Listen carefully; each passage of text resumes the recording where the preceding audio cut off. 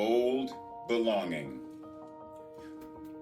You must also pay attention to creating a culture of practice, helping people adopt their spirit, intentions, and mindset of practices, rather than those of performance. Robert Keegan and Lisa Laskow Leahy. But you must recognize that all people belong to the same kingdom. You merely claim for yourself what you want the divine spirit to do for everyone. Ernest Holmes. What is belonging and how do we practice it?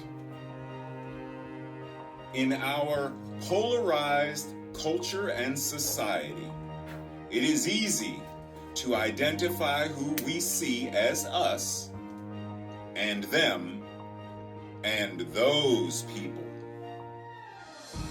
It is easy to gravitate solely to those we are most comfortable with, feel safest around, and have the most in common with. There is validity to some of our safety concerns, especially when we recognize the amount of covert and implicit biases and abuses directed toward various segments of our population. Segregation based on politics, religion, gender, or socioeconomics will not ever lead to a world that works for all.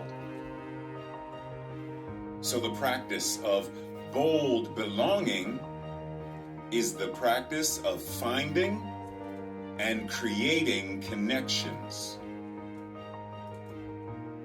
I often reference people like jazz musician Daryl Davis as the avatar, bodhisattva, or patron saint of this practice.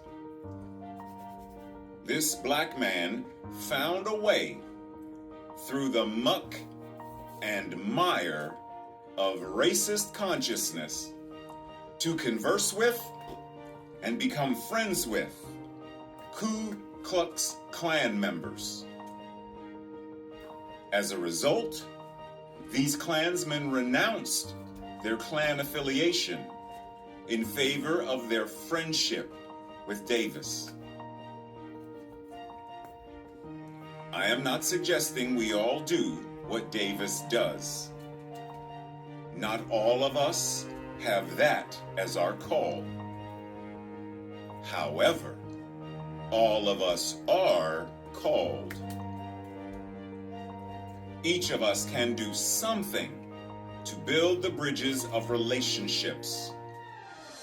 An example would be looking at an unhoused person in the eyes and saying hello. This compassionate practice says, I see you and you belong. What is or will become your practice? Affirmation. I consciously find ways to build bridges through conversations and collaborations. I welcome all into the kin-dom, for we are all one divine family. And so it is.